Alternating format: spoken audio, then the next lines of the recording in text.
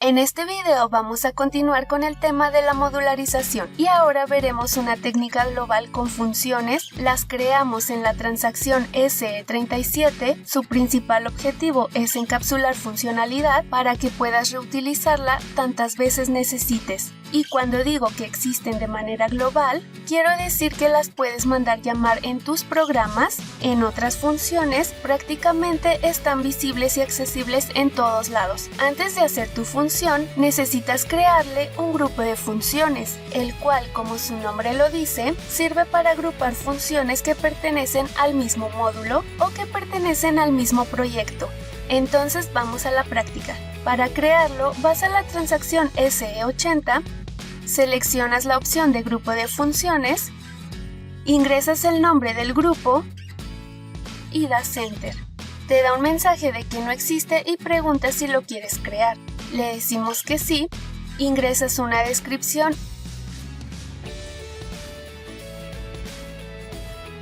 y listo, ya tienes un grupo de funciones. Y ahora sí ya podemos crear una función dentro de él. No siempre vas a tener que crear el grupo de funciones. Antes de crear tu función, tienes que preguntar si el grupo ya existe o si tienes que crearle uno nuevo. Hay dos formas de crear nuestra función. Aquí mismo en el grupo de funciones damos clic derecho, seleccionamos crear y módulo de funciones.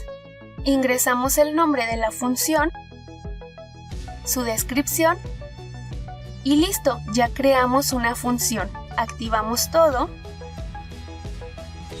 La segunda forma de crear una función es en la transacción SE37, pero previamente ya debes de saber a qué grupo de funciones pertenece. Ingresas el nombre de la función, das clic en crear, le indicas el grupo de funciones y una pequeña descripción.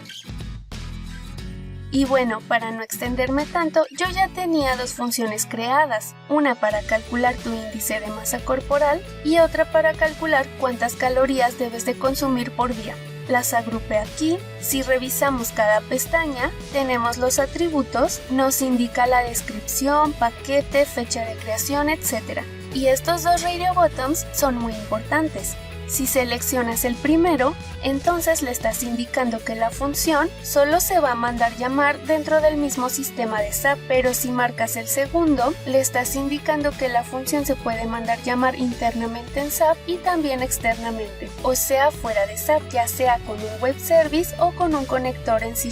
Después tenemos los parámetros import, solo son de lectura y no se pueden modificar sus valores, y solo estoy pidiendo estos datos. Si marcas este checkbox, le indicamos que son opcionales y el tipo de dato del cual van a ser los parámetros lo puedes indicar con un elemento de datos, una estructura, una tabla transparente, pero en la pestaña de Import, Export y Changing, la tabla transparente no se toma como tabla, se interpreta como una estructura. Si quieres que tu parámetro sea una tabla, entonces debes definirlo con un tipo tabla. En la pestaña Export indicamos qué parámetros vamos a regresar. En este caso solo quiero regresar una tabla con las calorías y para eso estoy usando un tipo tabla. En la pestaña de Changing podemos recibir valores y a su vez cambiarlos.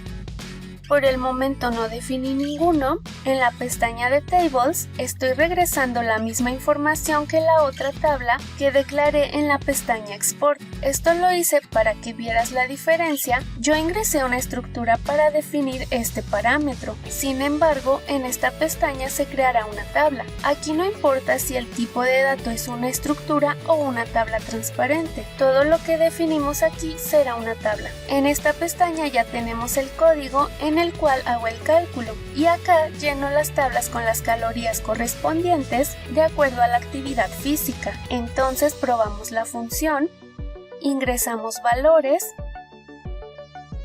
y aquí están los resultados. Entonces la función está correcta y sin errores. La otra función que hice es para calcular el índice de masa corporal. Solo pido altura y peso. Le regreso su índice de masa corporal y su clasificación, si es obeso, delgado, normal, etc. No definí más parámetros en esta función. Si vamos al código está más sencillo. Probamos la función.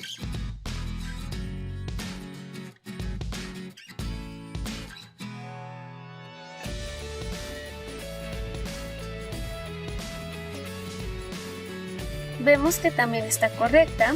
Y cabe mencionar que en estas funciones no es obligatorio definir parámetros, podemos tener una función sin ellos y que ejecute su código, pero de preferencia, como su propósito es ser reutilizada, siempre o casi siempre vas a necesitar recibir datos y enviar resultados o confirmaciones. Ahora, para mandarlas llamar, hice este programa. Ya tengo los parámetros de entrada del programa, que son los que voy a enviar a las funciones. Y ojo, deben de ser del mismo tipo de dato que el parámetro al que lo vas a enviar en la función. De lo contrario te puede mandar un error porque son tipos incompatibles. También declaré los parámetros que voy a recibir y las tablas. Y en el caso de esta tabla en particular, en la función le indicamos esta estructura y ya se toma como tabla. Pero aquí en el programa debemos de indicarle que es un tipo de tabla, ya que si lo dejamos solo así, estamos declarando una estructura, no una tabla. Y nos dará un error la función porque no son compatibles los tipos, ya que la función regresa una tabla y nosotros le estamos diciendo que esa tabla la ingrese en una estructura. Aquí voy a mandar llamar las funciones y después ya voy a mostrar los resultados. Las mandamos a llamar con este botón, ingresamos el nombre de la función y ya nos trae todos sus parámetros. Los que están comentados es porque no se marcaron como obligatorios. Los descomentamos.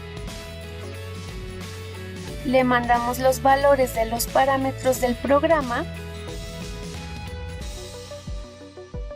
y le indicamos en dónde nos va a guardar los que va a regresar.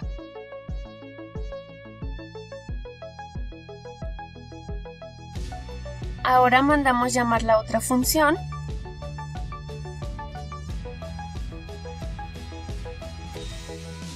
Igual nos dejó comentados los parámetros que no son obligatorios, indicamos qué parámetros le corresponden y aunque yo en el programa los declaré con el mismo nombre, esto no es necesario, se pueden llamar de diferente manera.